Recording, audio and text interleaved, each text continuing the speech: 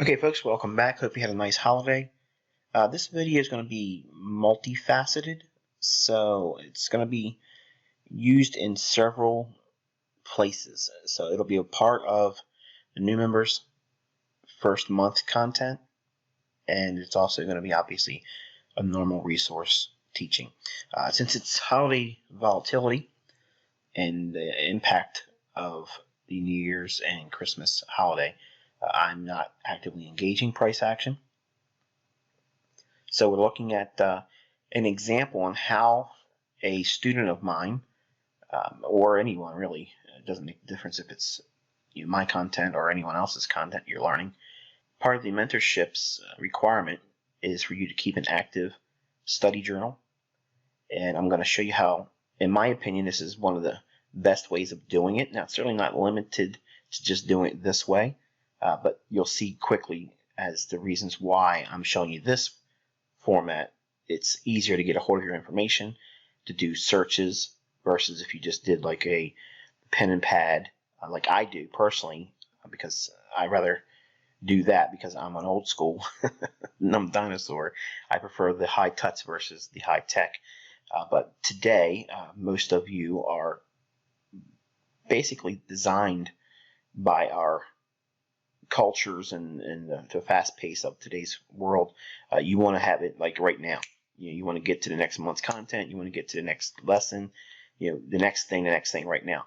And to serve that need, and also to make it highly organized for you, if I could go back in time and do it this way, I would, but I simply can't. So my method of doing it is in leather-bound journals, so that way my children can access it and read it. Now, it's going to be hard for them to go through 80-some different leather journals that's been accumulated over the years, but that's a problem for them to contend with. I'm not too concerned about it. So let's assume we're looking at the British pound. Okay, this is this week's price action by way of Forex Ltd. Now, before I get into it, I understand Forex Ltd is missing data. I understand that. It's also the reason why I tell everyone to sit on your hands and don't trade this part of the year. There's going to be a few hot dogs out there that will try to do something during this time of year. They may get it right, and sometimes they'll get it wrong. And if you are wrong, they can be very, very painful moves that go against you. They're highly exaggerated. They're not uniformly shown on all different broker platforms. So the likelihood of it panning out favorably for you is very, very hard to build a lot of confidence in that.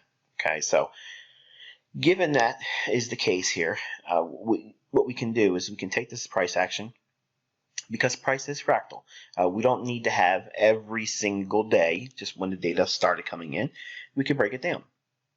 Now, I'm not trying to build the argument that you need to do this with a great deal of detail in measuring against what I'm showing you here, these bars and candles, versus someone else's broker's feed or even a live account, because it's a demo account. The impact of the holidays, I can't understate it enough. It completely distorts price action. It's such thin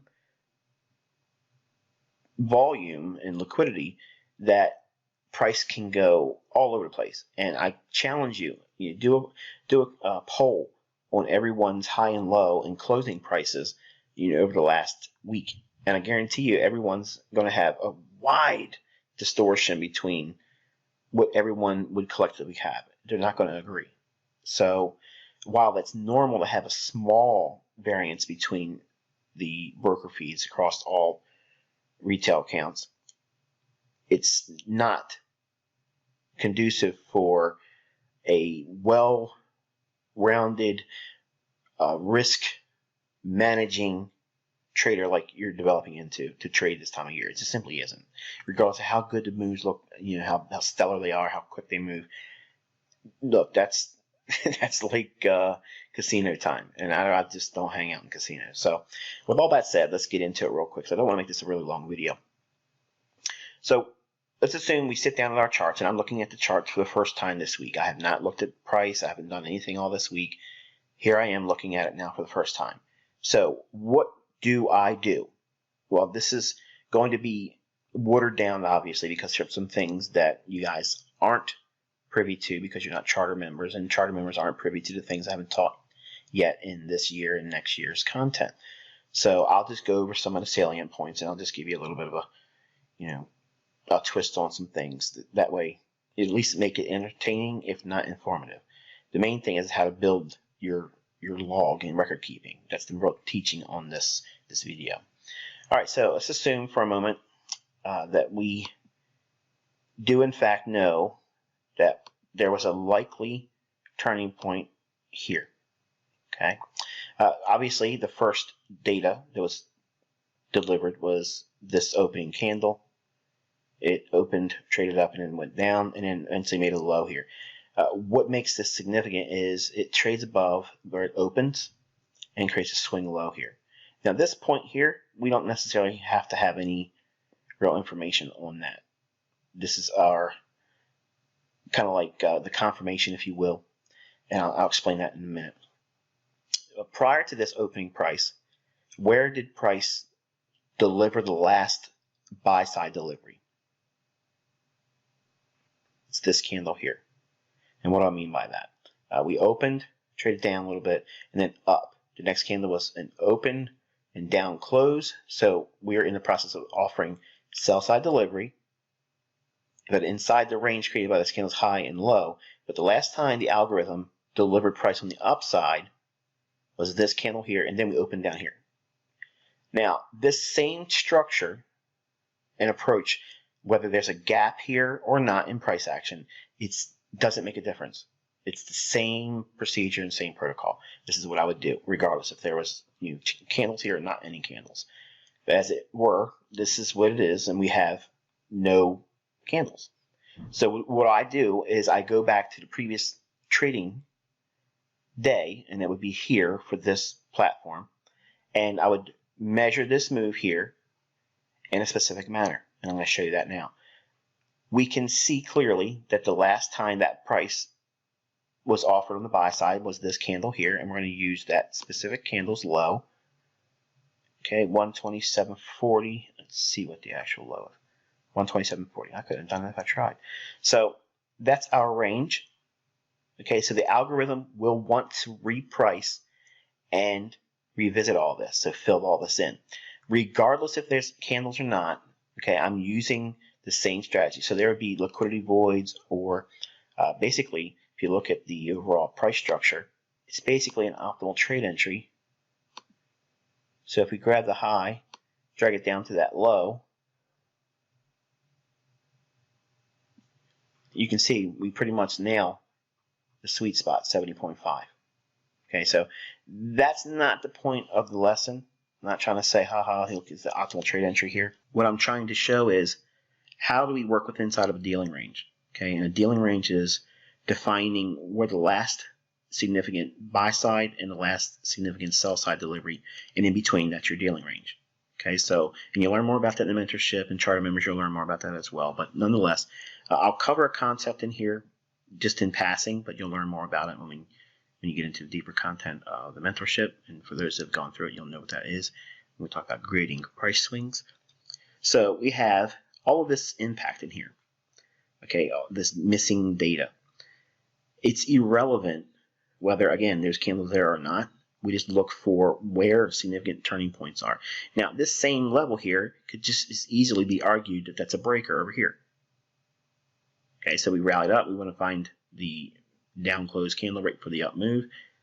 There you go. There's your breaker or mitigation block. The concept of mitigation would still be at the same price level nonetheless. And it's a 10 level, 27.40. If we were to study all the price action in here and open up the day dividers in here, obviously this is Friday, non-farm payroll. Forex LTD, this is the data that's being provided for their platform. So I'm only going to look at what was offered here. Once you understand price action, and I'm going to say this, and I know I'm going to get some, if I was in the same room with you, some of you would be looking at me cross or even snickering your nose like, what did you just say? If you understand liquidity and the basis of how algorithmic trading is done, you can literally look at one small little sample size and get a read on price. And it sounds hokey, it sounds like it's impossible because you're taught to believe in these retail things that require all kinds of previous data, and they'll say, I don't have enough data. Well, that's someone that's relying on retail-minded things. All I need to know is where the last buy and sell delivery is, and that's it. That's my range, and then I can determine where the liquidity is going to be ran based on that.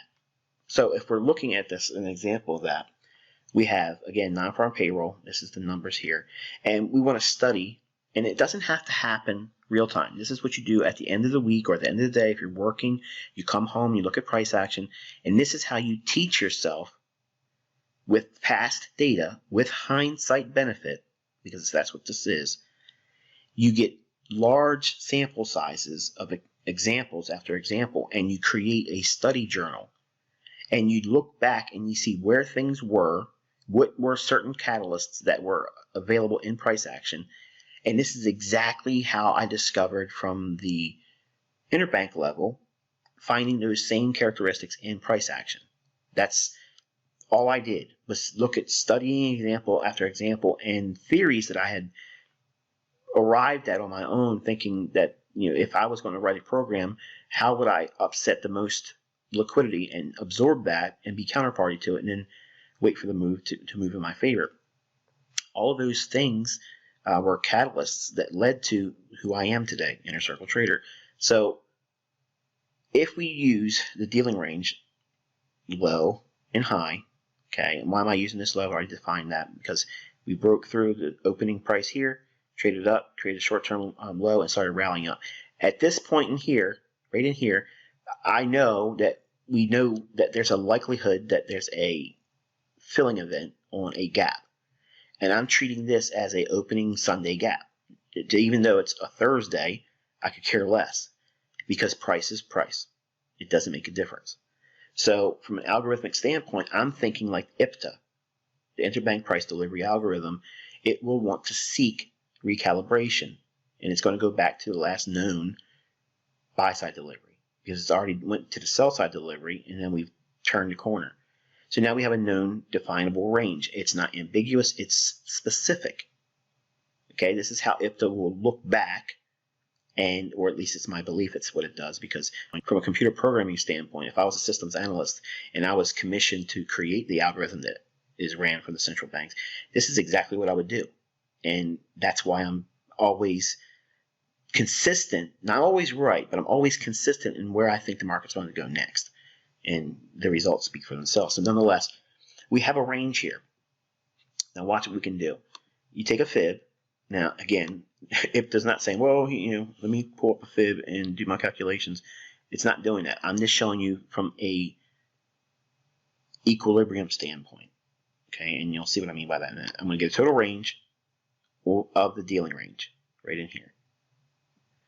Okay, and then we add another fib from the low to the midpoint here. Trader's Trinity. Remember that? All of this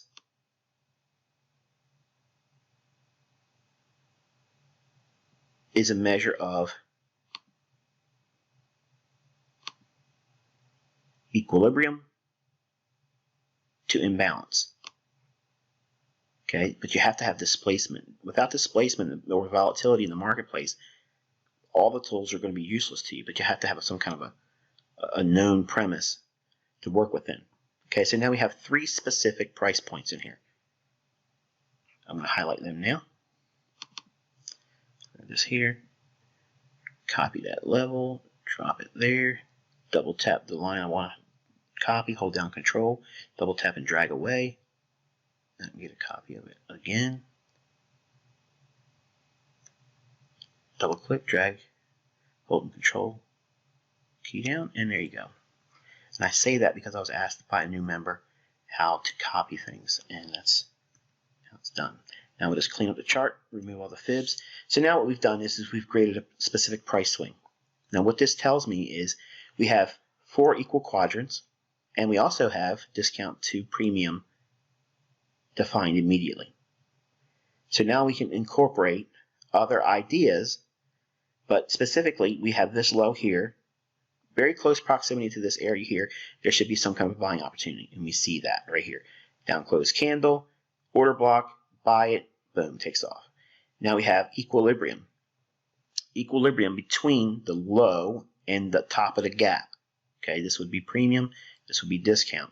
So when we have these elements like this, equilibrium, it can be range bound. We see that here. Price moves away, comes back down, hits an order block, rallies to what? Bang, the third quadrant of the known price swing. Is that random? Absolutely not. Price trades back down. Here's the kicker. This high, we still have this range or unfilled gap in here. So how do we get up there? It has to go to what? The discount first. We're at the midpoint here. What's the highest probable condition that's going to take place? They're going to run stops. Price drops down. What's it do? It drops down below equal lows, below the equilibrium price point, which would define premium to discount. So now right in here, is this a discount? Sure it is. Is it at this level? No, it doesn't have to be. But it's midpoint. From here to here, divide in half, bang, there it is. But now look at it specifically. Forget these lines now. Even though we come back up here and close it, hits it, hits it, hits it, and works that level. All this is done is IPTA recalibrating back to the last known buy-side delivery. Now let's add some more detail to this chart. All right, so now without those horizontal lines grading the price swing, and again, you'll learn more about that in the mentorship. This is our previous buy-side delivery demarker. New Year holiday impact, this is that gap. Bullish order block, right in here. We have equal lows, which is a sell stop liquidity pool. A specific demarker I use 400. I do not change with daylight savings time. So you guys are in the mentorship now. I'm giving you something that later in the mentorship you'll hear me specifically say, but I don't change for daylight savings time. I use 400, and it's always on Forex LTD. Okay, so that's my time demarker, so I don't really worry about daylight savings time. And the reason why I don't shift for daylight savings time is because there's a lot of countries that don't observe it. And I wish I could slap Benjamin Franklin in the head. Wish he never would have brought the idea up because it was dumb. But nonetheless, I don't change. So that's what this line is delineating, okay? And why is it a little line segment? Because I want to be able to keep everything clean. Otherwise, it would just simply be a vertical line like you guys typically see. In here, we have the non-farm payroll numbers drop down. So on your chart, okay, you're gonna come up with your own style of annotating your charts, whatever color scheme. If you want to use black for generalized text, or certain things you want to keep a color scheme for. You don't have to have a specific color scheme. It can all just be black text. It doesn't make a difference. The main thing is what I'm teaching in this video is you want to keep your charts annotated on a personal level where it's useful to you. You're not trying to make pretty charts like I do. I'm OCD and I like things specific, and I like them pristine. So if they're not, I get out of whack over it. So if you don't have that character flaw, then you're probably blessed. But I think I was blessed with the character flaw that led to me being obsessive about end up learning how to do this. So we want to do non-farm payroll release.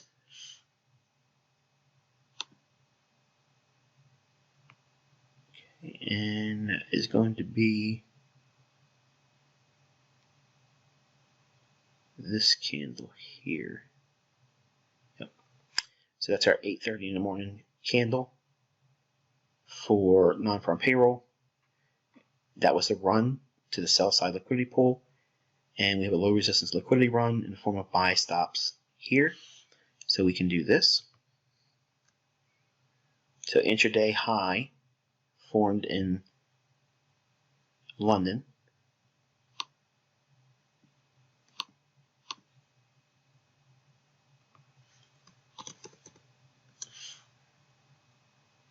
Right there. And if you keep your line segments the same color, you can just quickly drag them. You can see like a very high speed low resistance liquidity run to the buy stops. Once it clears the buy stops, that's energy to reach into here to close the gap and then reach up into the previous buy side delivery to marker. All right, so you can add all the other details you want to have in here. It's not imperative that you have everything in here, because in the beginning you're not going to have everything because some of the content has been taught to you. But you don't want to lather up your chart with so much annotations. If you're going to be using a lot of notes or taking a lot of notes in the beginning, you're going to want to do that. That's why studying takes a lot of time, and it's very expensive in that regard, because time is you can't replenish that commodity. So it's the most expensive thing in the world to you as a person, because you can't get any more of it. You want to make the best use of it. So when we look at our charts and annotate them, you want to be able to keep a structure for what do you include on your 60-minute chart? What do you include on your 15-minute chart? What do you want to do for annotating a 5-minute chart? You may not want to do a 5-minute chart. I personally think that a 5, a 15, a 60-minute, 4-hour daily, weekly, and monthly chart should be included every single week. And that's why trading 1 or 2 currency pairs or markets is important, because you can't just do this with 30 different markets and have an efficient use of your time. You only need one market really to do well and make a career out of it, but I like to have the incorporation of SMT studies and correlation. So we could compare notes of what we show here on a 15-minute basis on the euro dollar to that of what we're showing here in this cable. But nonetheless, the way you annotate your charts is completely and utterly up to you. As you go through the mentorship, and for the charter members, as you learn more content in 2019, 2020, your charts are going to morph into another evolution stage where it's a lot more detail and it's things that you'll be looking for versus what's already happened.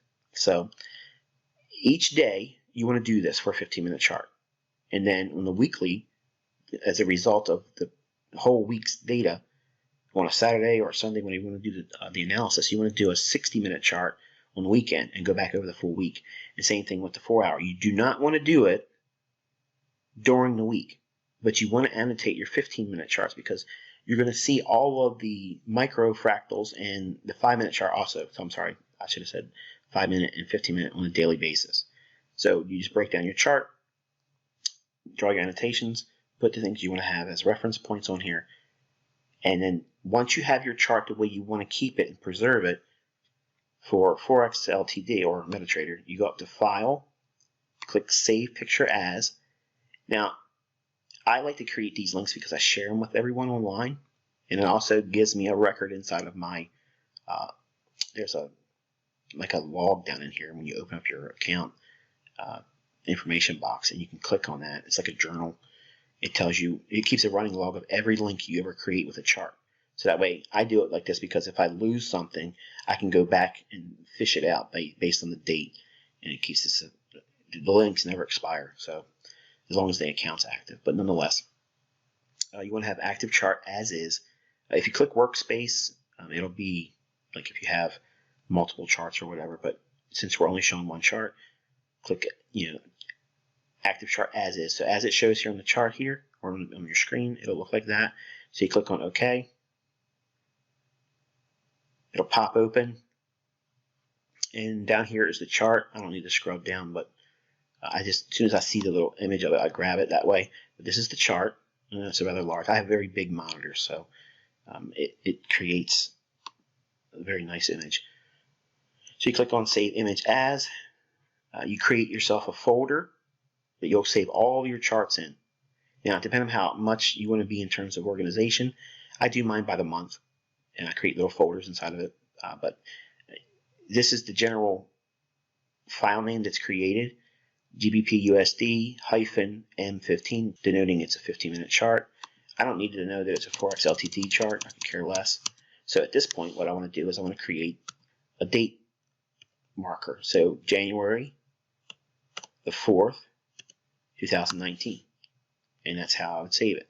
So you click Save, and I've already done this already, so you can see that's how it's done. Now, once it's saved, you want to open up a spreadsheet. So you have a spreadsheet here. Now, why do I like the spreadsheet idea? Because you can do searches with the Control F feature. So once you have a running log of weeks, days, months, years worth of data, you can create sheets inside of this workbook, and you can break it down by, in one workbook you can do your whole career and your whole journey through the mentorship. You can create a tab for it, everything you would ever want to do. So but to do a study journal, grab your column divider here and drag it out about like that. That's about right. Let's do 2,000 pixels. There you go. All right, so now we have that. And you want to click in here and do, today's your first day doing it, so it's going to be January 04, 2019, 2 spaces, and we're going to be doing a discussion entry of cable, which is GBP USD. Put it all in one line like that, so that way when you do Control F, you hold down Control, tap F, it'll find what. So when you have literally scores and scores of entries, if you want to know what your journal entry was for a specific date, you just type in the date, and it'll immediately take you to the cell in the spreadsheet, and that way you can find things really quick. If you have a journal that you're doing like what I do, like leather bound, you got to do a lot of thumbing back and forth, which I don't. I just keep it as a reference point for my family and for myself, but I don't really go back and look at it except for just reading it. Like I'll read a full month's worth. I'm not going back and saying, what did I do back then? I'm not usually doing that. I use Twitter usually for that now because it's easy for me to find stuff that way. But the next line you want to keep blank, and then you want to do observations.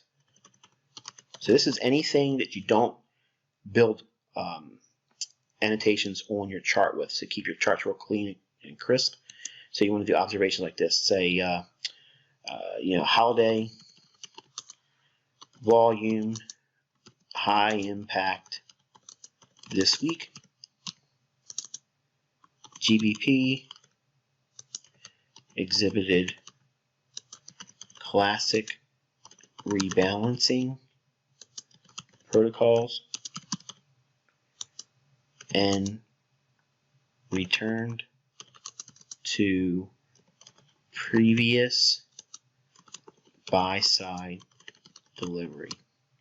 And then whatever else you want to add on there, like things that you found interesting for that particular day or that particular chart, if you're looking at a weekly chart or whatever. And you want to do this. You don't need to turn this into an essay. You don't need to turn it into a novella where it's like a long, lengthy thing. Anything that jumps off the chart or you feel that is noteworthy for you to put in there, that's what you do. And you do this over time, you become more knowledgeable in things that you look for as a repeating occurring pattern or phenomenon. You start recording that and you record it in here. You do not say, I wish I would have known this was going to go up or down. That's not what you want to do. You don't want to do those things because subconsciously your mind's going to retain that as a failure, okay, or a shortcoming. This practice of keeping a study journal is an empowerment tool. Really what you're doing is you're brainwashing yourself to focus on the positive side of your learning. Because what it'll do is it will filter out all the negative things, which is exactly what you're going to do as a trader. You filter out your losses. You filter out those things that were problematic. You obviously don't ignore them. You see what they were and you make those notations. If you get something wrong, you observe it, you record it in here. I thought it was going to go here. It did this. Is there any emotion in that statement? No. It's specifically factual and it's completed its purpose. It notes the observation of being wrong. So it is tangible. You are really accepting the responsibility of it, but you're not emotionalizing it. You're not building it up into some psychological impact, okay, whether it be good or bad for your learning. Same thing if you get something right. You do not cheerfully say, yay, look how awesome I am. You can say things like, I was pleasantly surprised, or I was pleased to see my analysis was on. Simple as that. It's not egotistical. It's not building up this grandiose idea that you're something that you're not, and it rewards you. So you want to remove all the negative things, but let in very, very, well, level-headedness and balance to your learning. You don't want to be a constant cheerleader for yourself, because there's going to be periods where you go through the inability to be consistent. So when you have that, you don't want to be, man, I wish I could put an entry in there where I could be Yahoo. That's not necessary. You want to be a stone cold killer, devoid of all emotions, and that's how you conquer this whole thing of speculation. It's the removal of emotions. I don't care about being wrong as much as I hate being wrong. I don't like being wrong, but I don't need to be right every time, and that's really what it boils down to. So once you have all your commentary here that doesn't make its way in your chart, you put a space or two in here, you highlight a cell, then you go up into Insert, Illustrations, Pictures, and say you want to use this one here. It's a date and chart you want to. This is just a Daily FX app chart that was created. I didn't really care for that one, and I think we'll talk about what was in this chart on our Monday delivery for commentary for January, the second week of January. So you highlight the chart you want, you put that in here, and then boom, it drops it right in there. Okay, so now you have a historical reference by way of what you found in the price action, and then you have a graphic depiction of what was in that chart. Now, obviously, this is oversimplification. It doesn't make a difference, and the reason why I'm doing this is because all of you are at different stages in the mentorship right now. And if I could go back in time and have had this presentation presented and made before I started the mentorship, that would be the most ideal scenario. But I get a lot of questions. How should a study journal, or how should I keep a journal? What's a way I can do it? This is my best answer for that. Okay, and then as you go to the next day, you scroll down, and I would put about four spaces, 1, 2, 3, 4, and then do the next one, and then do January. Friday is the 4th, Saturday 5th, Sunday 6th, Monday the 7th. So that would be 07. Okay, and then GBP, USD, or whatever currency or marketplace that you're doing. Now, if you want to look at like indices in addition to your Forex, or if you're looking at crypto market and such, you would just create extra tabs down here for something like that. All right, and then you would just go on about adding your observations, and then you would just write down whatever it is, and then put your spaces in there, and then put your chart in there. And then you would do this for all the pairs or markets you would do for that particular day. And because you're doing the date and then the symbol or market call letters next to it, if you do a Control F, for instance, say we are in pages of it, and you just happen to say, oh, where was that one insert I had for GBP for January 7th? Say you wanted to see your entry for January 7th, 2019. Say it was like in August, okay, of 2020, and you wanted to find what did I talk about or record on January 7th, 2019 for GBP USD. You just hold down Control, tap F, put in your date, and then it finds your entries. If you have multiple markets, you can just use the next, find next, and it would take you to the next January 7, 2019 entry, and so on. So to me, that's the best way of keeping your study journal organized. And let's say, for instance, that you want to do it on a month-by-month basis. Okay, you can change this by right-click tabbing on that. You want to do a rename. Okay, and we're going to say this is January 2019. And then just tap anywhere, and there it is. Now you want to create another one, you can do this. You can do the little plus symbol and say rename, right click on it, rename February 2019. And then you do the same thing here. Same format, you just keep on adding it. And if you wanted to create an area where you want to have your study journal questions this is the main thing about this video I wanted to bring up. A lot of you are new.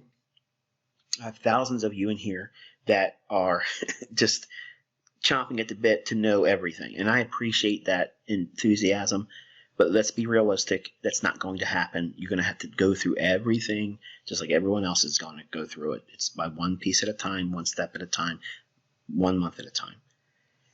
You're going to have questions, okay? And most of the time, if you email me, my answer is going to be, it will be taught to you in future lessons. It put off individuals in my first class. Some of them quit because they felt like I was kicking the can down the road. There's so much information, regardless of what response I give you right now if you're new, even for the folks that are halfway through the mentorship and some charter membership questions, I can't sufficiently answer it because you don't have the foundation to see the real depth of my response. So there's a lot of things that you have to learn for you to appreciate my response. And because I know what that deficit is for you right now, and it's a normal thing. I'm not saying you're stupid or you're not smart enough. I'm just stating to speak the same language that I have to create for us to understand everything, you need to go through all the 12 months core content. And then you'll be able to form your questions more articulately, so that way I understand how to better answer you. And most of your answers are really going to come by going through the content. And some of the other answers are going to come by experience. So to alleviate that, and also to make you a better student and trader, you want to have a study journal of your questions. Okay, and you can create multiple tabs for this too, and I suggest that you do it. But you want to give yourself a little bit of space here. And we'll start with intraday questions. Okay, in the first topic, we'll look at opening prices. All right, and say you have the question, when do we use the New York midnight opening price? And or what is opening price for true day? Because you may hear me say things like that. What is the opening price? When you have those questions, you're going to write them down underneath your tab, okay, or your space for opening prices. And your topics, you can do something like highlight them and make them bold, and then add it in, insert a little space there so that we have some more room here. And eventually, you'll hear me say something in the lessons, and because they are meaningful questions to you, it'll be those aha moments where you, oh yeah, there's that answer. And because it has to deal with intraday trading, and it's specific to opening prices, you'll know exactly where to go. Well, how do you do that? You go into your, we'll just rename this to study journal questions. Okay, and you'll be able to go into the whole Control F, and you want to do opening prices. Click Find Next, and boom, it'll take you there. And you just go down your list of questions that you've accumulated, and you'll write in your own response. When do we use the New York opening price? And whatever that answer is, when I give it to you in the mentorship, and I know you're probably saying, well, give me the answer. And that's why we have a mentorship. So you want to be able to get and acquire all the information. Now, some of you will be very attentive, and maybe you've studied free tutorials at great lengths, so you have a greater understanding of my principles, but there's a lot of information in the core content that wasn't shared in the free content. So it's imperative that you go through it at least 2 times. And the second time you go through it, you'll have new questions, maybe that you didn't think of the first time, and you'll also glean more information that you thought you got everything the first time. You didn't, trust me. You go through it 3 or 4 more times, you're going to find there's a lot of content there, and a lot of quirky things that you just didn't pay attention the first time, but now because you've been watching price action for over 1.5 years with me now, it's something that it's more meaningful to you. Things that you didn't gravitate to because you're listening for what order block, what's the right order block. So that, and there's another one. if you're looking at candlestick formations, or order blocks, you create a tab or section in there for order blocks. Okay, and you just basically write down all of your questions. When is a bullish order block valid? Another one would be, when do we ignore a potential order block? When is a order block reclaimed? What is a reclaimed order block? See, all those types of questions. As soon as you get that in your mind, that there's a question, okay, you want to be watching the video with a notepad and a pencil, not a pen, a pencil. And then once you've completed the video, you'll have a list of questions. Then you take those questions and you take it over to your study journal like this and you write them down. Eventually, because you're using a piece of paper and a pencil when you're watching the videos, you'll listen to something and you say, oh, he just said it. Now I know, when do we validate a bullish order block or a bearish order block? He just said it in this video. So now you can go in here and record, it was in video number blah, blah, blah of this month and this date.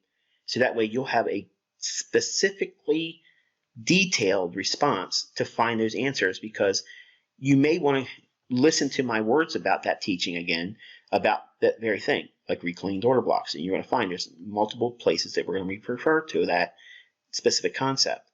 And I wish I was able to do this for everyone, but all of you are going to have different questions.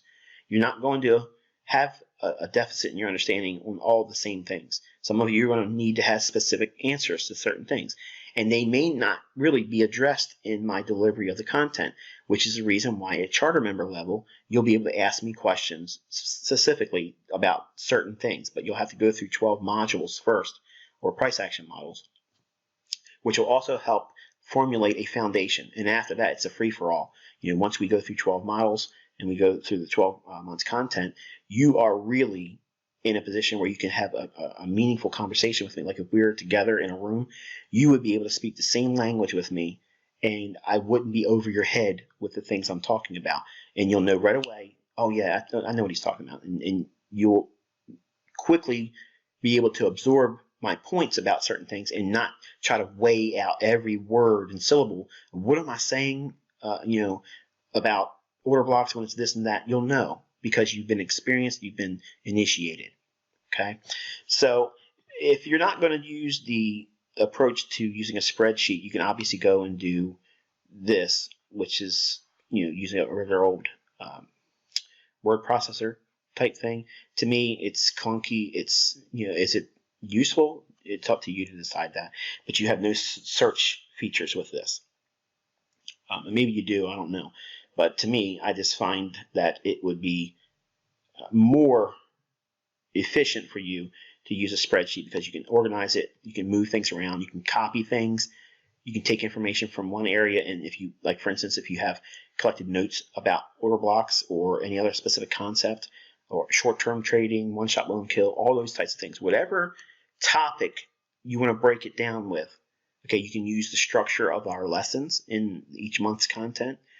You can do it by topical study. The more information you collect, the better, because this is your book of notes. Now, I don't want you selling it and making it into something you want to market or share with other people outside of mentorship, but it's for you to build a legacy of passing it on to your family members. So when your children grow older and you're able to share this with them, they can find this information just as well as you did. But what's more important, and this is the treasure in it, you end up creating a wizard's collection of ideas. This is like your book of alchemy. You have collected the things that are important to you, and you have a record of those aha moments. Because every time you have a question, that's an opportunity for new learning. And you shouldn't feel inundated with, I have all these questions and I got to wait until I'm a charter member to ask questions. This isn't right. I'm not getting value here. You are getting unbelievable amounts of value here. You're getting more information than you thought was coming to you. Trust me, you haven't even seen a half of it yet. But you have to have some ownership in the management of the information that's coming to you. Because once I release it to you, it's in a video that you can go back and watch. But if you're not a good steward with your time and the information that's coming to you, it'll be wasted. And you don't want to waste the $1,800 that you spent, and you don't want to waste the time you've invested. You want to be able to use this information and be able to have a legacy program that you pass on to your family members. Because once you understand this and your family members know this, it really removes the necessity for a 9-to-5 rat race. You have to have another means of income. And without learning how to do that, it's really, you're setting yourself up for failure. And I don't want my family members, and I don't want none of you as my students, to feel that weight on your shoulders. Is this hard? Yes. Is it going to take a lot of time? Yes. But this is how we do it. We go through a process. We are initiated through experiences. We remember these experiences. We find shortcomings in our understanding. We don't look at that as a meaningful barrier. We look at it as an opportunity for us to learn and springboard into greater understanding. And that's what we do with our study. We don't just watch a video like we're watching a Netflix binge watching, season 1 of whatever it is, Stranger Things. We're looking for specific things to understand, learn, and grow and evolve. Every time you sit down with a video, if you've not watched it with a pencil and pad, you have wasted your time because you're not retaining it. Trust me, there's a certain degree of attention and attentiveness that takes over a person when they're having a pad in front of them and the pencil's in their gripping position and they're watching the video. As soon as there's something that's been said that's meaningful to you or arises a question in your mind, hit the space bar. It'll pause the video, write down what your concern is or your question or your point of interest, and then hit the space bar again when you're done and resume. Okay, so hopefully you found this video insightful. Hopefully it allows you to be more organized with your note-taking and your studying. But I promise you, if you do this, this is where all the work is done. All the work, when I say you do the work, you put in the work, this is the work. Because watching videos, anybody can do that. I can have that. I had 5-year-old sons that were watching videos and it didn't mean anything to them. But if they have questions as a student and they write down those questions, you learn. I can't make you learn. I can provide the information. Like a fire hose, it's like drinking from a fire hose. It's hard sometimes. There's so much information coming at you. But you have to be able to take the drinks and swallow when it's there. And I don't know what that's going to be like for each one of you because you're all going to have a different perspective of your understanding and where you're at in the whole scheme of my free tutorials. There's gaps in those free tutorials. And I don't know which gaps remain for all of you. And this is why it's necessary. Anyone that's a good teacher that does not tell their students to take notes and show them how to do that isn't a good teacher in my mind, because there are no bad students. There are poor teachers. And it's my goal to be a good teacher and to be a good steward with your money and your time invested in me. But you also have a responsibility too. You have to be a good steward with your time and the information that's been given to you. So until next time, I wish you good luck and good trading.